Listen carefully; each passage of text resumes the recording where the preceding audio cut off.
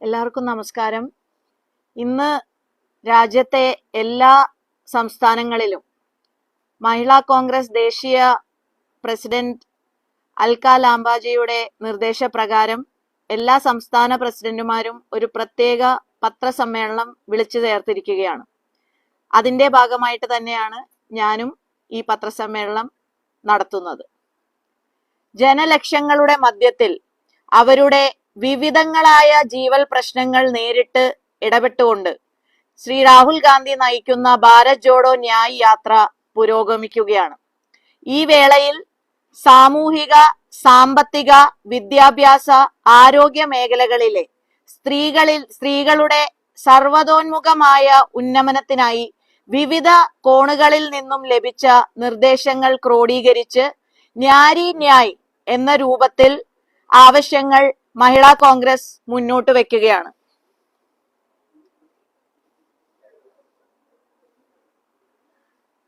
അതിൽ പ്രധാനമായും economic empowerment, സാമ്പത്തിക ശാക്തീകരണത്തിനായി പാചകവാതകം, ഭക്ഷ്യധാന്യങ്ങൾ, പലവ്യഞ്ജനം, പാൽ തുടങ്ങി അവശ്യ സാധനങ്ങളുടെ വില നിയന്ത്രണാതീതമായി കുതിച്ചുയരുന്നതിന്റെ തിക്തഫലം ഏറ്റവും കൂടുതൽ അനുഭവിക്കുന്നത് സ്ത്രീകളാണ്. വില നിയന്ത്രണം ഏർപ്പെടുത്തുന്നതിനുള്ള അടിയന്തര നടപടി എന്ന നിലയിൽ അവശ്യ വസ്തുക്കൾക്ക് സബ്സിഡി ഏർപ്പെടുത്തണം എന്നാണ് മഹിളാ കോൺഗ്രസ് ആവശ്യപ്പെടുന്നത്. അതേപോലെ തന്നെ equal pay for equal work 2022 world inequality report പ്രകാരം നമ്മുടെ രാജ്യത്ത് ലേബർ ഇൻകം എന്ന സൂചികയിൽ 82% പുരുഷന്മാർക്കും സ്ത്രീകൾ 18% മാത്രമാണ് ഉള്ളത്. കാർഷിക മേഖലയിലും സാലറീഡ് ക്ലാസ്സിലും സ്ത്രീകൾ 20% പിന്നിലാണ്. തൊഴിൽ മേഖലയിലെ ലിംഗ അസമത്വം മറികടക്കുന്നതിനായി തുല്യ ജോലിക്ക് തുല്യ വേതനം ഏർപ്പെടുത്തുക, അതിനായി ചട്ടങ്ങൾ കൊണ്ടുവരുന്നതിനായി നടപടി സ്വീകരിക്കുക. പിന്നീട് സോഷ്യൽ എംപവർമെന്റ്, അതിൽ ആരോഗ്യ മേഖലയിൽ കോൺഗ്രസ് ഭരണകാലത്ത് ആരംഭിച്ച പ്രാഥമിക ആരോഗ്യ കേന്ദ്രങ്ങളിൽ പലതും ആരോഗ്യ പ്രവർത്തകരുടെ അഭാവവും മറ്റു കാരണങ്ങളും നിമിത്തം പ്രവർത്തനക്ഷമതമല്ലാത്ത അവസ്ഥയിലാണ്. 15നും 49 വയസ്സിനും പ്രായമുള്ള 57% സ്ത്രീകളും ഇന്ന് അനീമിക് ആണ് എന്നാണ് പഠനങ്ങൾ സൂചിപ്പിക്കുന്നത്. അത് അടിസ്ഥാനപരമായി സൗകര്യങ്ങൾ ആരോഗ്യ മേഖലയിൽ ഇല്ലാത്തതിന് കൊണ്ടാണ് അത് സംഭവിച്ചിരിക്കുന്നത്. പ്രസവം പോലെയുള്ള അടിയന്തര ഘട്ടങ്ങളിൽ വൈദ്യസഹായത്തിനായി ദീർഘയാത്ര ചെയ്യേണ്ടി വരുന്നത് സ്ത്രീകളുടെ ജീവന് തന്നെ ഭീഷണിയാണ്. ഈ സ്ഥിതിവിശേഷം മറികടക്കുന്നതിന് രാജ്യത്തിനുടനീളം പ്രത്യേകിച്ച് ഗ്രാമപ്രദേശങ്ങളിൽ ആരോഗ്യ പരിപാലന രംഗത്ത് അടിസ്ഥാന സൗകര്യ വികസനത്തിന് അടിയന്തരമായി ഒരു സമഗ്ര ആരോഗ്യ പാക്കേജ് കൊണ്ടുവരുന്നതിന് സർക്കാരിന്റെ ഭാഗത്തു നിന്ന് നടപടി ഉണ്ടാകണം. വിദ്യാഭ്യാസ മേഖല, എല്ലാവർക്കും സൗജന്യ പ്രാഥമിക വിദ്യാഭ്യാസം ഉറപ്പാക്കുകയും ഉന്നത വിദ്യാഭ്യാസ രംഗത്ത് IIT, IIM പോലെയുള്ള മികവിന്റെ കേന്ദ്രങ്ങൾ സ്ഥാപിക്കുകയും ചെയ്തുകൊണ്ട് വിദ്യാഭ്യാസ രംഗത്ത് സമഗ്രമായ മാറ്റങ്ങൾക്കാണ് കോൺഗ്രസ് സർക്കാർ എന്നും നേതൃത്വം നൽകിയത്. എന്നാൽ ബജറ്റ് വിഹിതം ഗണ്യമായി വെട്ടിക്കുറച്ചുകൊണ്ട് വിദ്യാഭ്യാസ മേഖലയുടെ തകർച്ചയ്ക്കാണ് BJP സർക്കാർ വഴിവെച്ചിരിക്കുന്നത്. പ്രൈമറി, അപ്പർ പ്രൈമറി സ്കൂളുകളിൽ സ്ഥിരം അധ്യാപക നിയമനം നടത്താതെ കുറഞ്ഞ വേതനത്തിൽ ഗസ്റ്റ് അധ്യാപകരെ നിയമിച്ചിരിക്കുകയാണ് ഇപ്പോൾ. പഠനത്തിനായി പോകുന്ന പെൺകുട്ടികൾ അതിക്രമത്തിന് ഇരയാകുന്ന നിരവധി വാർത്തകളാണ് ദൈനംദിനം കേൾക്കുന്നത്. വിദ്യാഭ്യാസത്തിന് മുന്തിയ പരിഗണന നൽകുന്നതിനോടൊപ്പം പെൺകുട്ടികൾക്ക് നിർഭയരായി പഠനം നടത്തുന്നതിനുള്ള സുരക്ഷാ ക്രമീകരണങ്ങൾ ഏർപ്പെടുത്തുകയും വേണം. ശുചിമുറികളുടെ അപര്യാപ്തതയും സാനിറ്റേഷൻ സൗകര്യം ഇല്ലായ്മയും പൊതു ഇടങ്ങളിൽ സ്ത്രീകളുടെ പങ്കാളിത്തം കുറയുന്നതിന് ഒരു പ്രധാന കാരണമാണ്.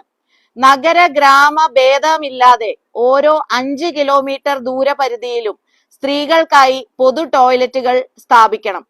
പഞ്ചായത്ത് തദ്ദേശ സ്വയംഭരണ ഭരണത്തിൽ ലക്ഷക്കണക്കിന് സ്ത്രീകൾക്ക് പ്രാതിനിധ്യം നൽകുന്നതിന് നിദാനമായ വനിതാ സംവരണം പഞ്ചായത്ത് രാജ് നിയമത്തിലൂടെ കൊണ്ടുവന്ന് സ്ത്രീകളോടുള്ള പ്രതിബദ്ധത കോൺഗ്രസ് സർക്കാർ തെളിയിച്ചുവെങ്കിൽ 2024 ലോക്സഭാ ഇലക്ഷനിൽ സ്ത്രീകളുടെ വോട്ട് മുന്നിൽ കണ്ടുകൊണ്ടുള്ള പ്രഹസനം മാത്രമാണ് BJP സർക്കാർ കൊണ്ടുവന്ന വനിതാ സംവരണ നിയമം.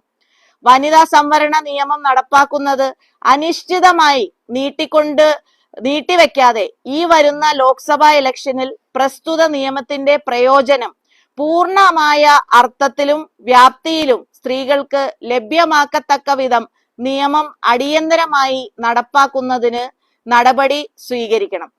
ബിൽക്കീസ് ബാനു കേസിലും മണിപ്പൂരിൽ സ്ത്രീകൾക്ക് നേരെ ഉണ്ടായ അതിക്രമങ്ങളിലും വനിതാ ഗുസ്തി താരങ്ങൾ നേരിട്ട പീഡനത്തിലും BJP സർക്കാർ അക്രമികളെ സംരക്ഷിക്കുന്ന നിലപാടാണ് സ്വീകരിച്ചിട്ടുള്ളത്.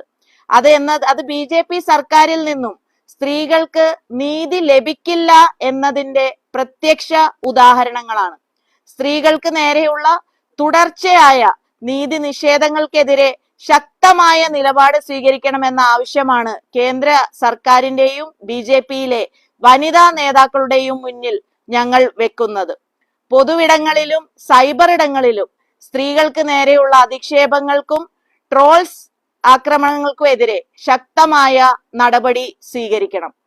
ഭരണഘടന പ്രദാനം ചെയ്യുന്ന അവകാശങ്ങളിലൂന്നി വ്യക്തമായ ധാരണയോടെയാണ് സ്വന്തം അഭിപ്രായങ്ങളും രാഷ്ട്രീയ നിലപാടുകളും പ്രകടിപ്പിക്കുന്ന എതിർചേരിയിലുള്ള വനിതാ നേതാക്കളെ നിശബ്ദരാക്കുന്നതിനായുള്ള പ്രവർത്തനങ്ങളാണ് സ്വീകരിച്ചുകൊണ്ട് അവരുടെ അന്തസ്സിനെ ചോദ്യം ചെയ്യുന്ന തരത്തിലുള്ള പ്രവൃത്തികൾ BJP ഭരണത്തിന് കീഴിൽ വ്യാപകമായി നടക്കുന്നു. ഈ പ്രവണതയെ ശക്തമായ ഭാഷയിൽ ഞങ്ങൾ അപലപിക്കുന്നു. എല്ലാ പൗരന്മാർക്കും എന്ന പോലെ സ്ത്രീകൾക്കും അവരുടെ ജീവിതത്തിലെ സമസ്ത തലങ്ങളിലും വാഗ്ദാനം ചെയ്യുന്ന സംരക്ഷണം ഉറപ്പുവരുത്തണമെന്നും ആവശ്യപ്പെടുന്നു. ദേശീയ മഹിളാ കോൺഗ്രസ് ഭരണഘടനാ മൂല്യങ്ങളോട് പ്രതിബദ്ധത പുലർത്തുകയും രാജ്യത്തെ സ്ത്രീകളുടെ അവകാശങ്ങൾക്ക് വേണ്ടിയുള്ള പോരാട്ടങ്ങൾ തുടരുകയും ചെയ്യും. ഇന്നലെ ഇന്ത്യയുടെ പ്രധാനമന്ത്രി ലോക്സഭയിൽ നടത്തിയ പ്രസംഗം എന്ന് പറയുന്നത് ഈ രാജ്യത്തെ ജനങ്ങളെ വെല്ലുവിളിക്കുന്ന തരത്തിലുള്ള ഒരു പ്രസംഗമായിരുന്നു. അതൊരിക്കലും ഒരു പ്രധാനമന്ത്രിയിൽ നിന്ന് ഉണ്ടാകുന്ന തരത്തിലുള്ള വാക്കുകളല്ല അദ്ദേഹം ഇന്നലെ പറഞ്ഞത്. ഇന്നലെ നടത്തിയ ആ പ്രസംഗത്തിൽ ഭൂരിഭാഗവും കോൺഗ്രസിനെ അറ്റാക്ക് ചെയ്യുന്ന ഒരു തരത്തിൽ 1 മണിക്കൂർ 45 മിനിറ്റ് നീണ്ടു നിന്ന ആ പ്രസംഗത്തിൽ അദ്ദേഹം ആ രൂപത്തിൽ കാര്യങ്ങൾ അവതരിപ്പിക്കാനുണ്ടായ കാരണങ്ങൾ ഞാൻ നേരത്തെ സൂചിപ്പിച്ച ഇത്തരത്തിലുള്ള വിഷയങ്ങളിലേക്ക് കടക്കുന്നതിന് പകരം രാജ്യത്തെ ജനങ്ങൾ അനുഭവിക്കുന്ന ദുരിതങ്ങളെ കുറിച്ചോ വിലക്കയറ്റത്തെ കുറിച്ചോ തൊഴിലില്ലായ്മയെ കുറിച്ചോ ഇന്നലെ സുപ്രീം കോടതി പോലും പറഞ്ഞ പോലെ രാജ്യത്തിൽ ജനാധിപത്യം കശാപ്പ് ചെയ്യപ്പെടുന്നു, മരിക്കുന്നു, കൊല ചെയ്യപ്പെടുന്നു എന്നെല്ലാം പറയുന്ന തരത്തിലുള്ള വാക്കുകൾ സുപ്രീം കോടതിക്ക് പോലും പറയേണ്ടി വരുന്ന ഒരു സ്ഥിതിവിശേഷത്തിലേക്ക് കാര്യങ്ങൾ നടക്കുന്നതിനെ കുറിച്ചോ മണിപ്പൂരിലെ ജനത അനുഭവിക്കുന്ന ദുരിതം ഇത്രയും മാസങ്ങളായിട്ടുന്നതിനെ കുറിച്ചോ ഒന്നും പരാമർശിക്കാതെ കോൺഗ്രസിനെ മാത്രം ആക്രമിക്കുക എന്നുള്ള ഒരു പ്രസംഗം പ്രധാനമന്ത്രി നടത്തിയത് യഥാർത്ഥത്തിൽ അദ്ദേഹവും BJPയും വളരെ കോൺഫിഡന്റ് ആണ് എന്ന് വരുത്തി തീർക്കാനായിട്ടുള്ള ഒരു ശ്രമം മാത്രമേ നമുക്കതിൽ കാണാൻ കഴിയുള്ളൂ. ഇന്ത്യ അലയൻസ് വളരെ ശക്തമായി തന്നെ മുന്നോട്ട് പോവുകയാണ്. ഈ കാര്യത്തിലെല്ലാം സ്ത്രീകൾക്ക് നേരെയുള്ള അതിക്രമത്തിൽ കണ്ണടക്കുന്ന ഈ സർക്കാരിനെതിരെയൊക്കെ സ്ത്രീകൾ കൃത്യമായ വിലയിരുത്തലുകൾ നടത്തി ഈ വരാൻ പോകുന്ന തെരഞ്ഞെടുപ്പിൽ BJPക്ക് വലിയ മറുപടി തന്നെ നൽകും എന്നുള്ള കാര്യത്തിൽ സംശയമില്ല. ഇനി കേരളത്തിലെ ബഡ്ജറ്റിനെ കുറിച്ച്, സ്ത്രീ സൗഹൃദമല്ലാത്ത ജനവിരുദ്ധ ബഡ്ജറ്റാണ് ധനകാര്യമന്ത്രി ശ്രീ KN ബാലഗോപാൽ ഇന്നലെ അവതരിപ്പിച്ചത്. ജനസംഖ്യയിൽ പകുതിയിലേറെ വരുന്ന സ്ത്രീകൾക്ക് വേണ്ടി എന്ത് കാര്യമാണ് KN ബാലഗോപാൽ ഉൾപ്പെടുത്തിയിട്ടുള്ളത്? ഒരു കാര്യവും ഉൾപ്പെടുത്തിയിട്ടില്ല എന്നുള്ളതാണ് യാഥാർത്ഥ്യം. സ്ത്രീകൾക്ക് വേണ്ടിയുള്ള സംരക്ഷണത്തിനോ ഉന്നമനത്തിനോ ഒരു നിർദ്ദേശവും ഇന്നലത്തെ ബഡ്ജറ്റിൽ കാണുന്നില്ല. സ്ത്രീ പീഡന കേസുകൾ തീർപ്പാക്കുന്നതിന് അതിവേഗ കോടതികൾ എന്ന നിർദ്ദേശം പരിഗണിക്കപ്പെട്ടിട്ടില്ല. സിൽവർ ലൈൻ പിൻവലിക്കില്ല എന്നുള്ള തീരുമാനം അത് സ്ത്രീകളോടുള്ള ഒരു വെല്ലുവിളിയാണ്. കാരണം ഇത് ഒരു സ്ത്രീ വിരുദ്ധ പദ്ധതിയായിട്ട് തന്നെയാണ് കാണാൻ സാധിക്കുകയുള്ളൂ. അത് നടപ്പാക്കണം എന്ന വാശി ഈ ഗവൺമെന്റ് കാണിക്കുന്നുണ്ടെങ്കിൽ അത് സ്ത്രീകളോടുള്ള ഒരു വെല്ലുവിളി കൂടിയാണ്.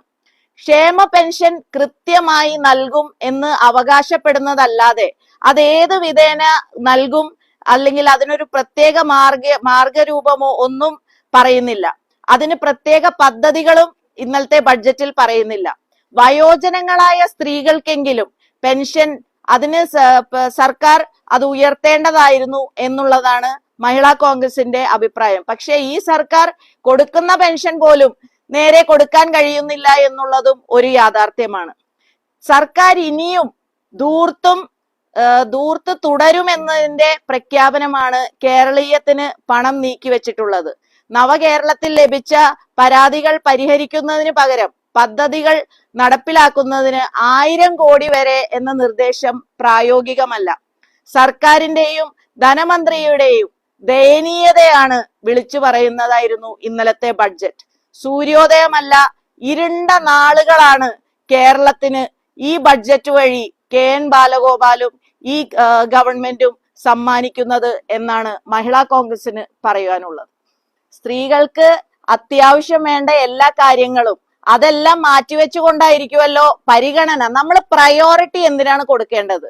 ഇന്ന് സംസ്ഥാനം ഭരിക്കുന്ന മുഖ്യമന്ത്രിയും കൂട്ടരും സ്ത്രീ സുരക്ഷയ്ക്ക് വേണ്ടി എന്താണ് മാറ്റിവെച്ചിട്ടുള്ളത്?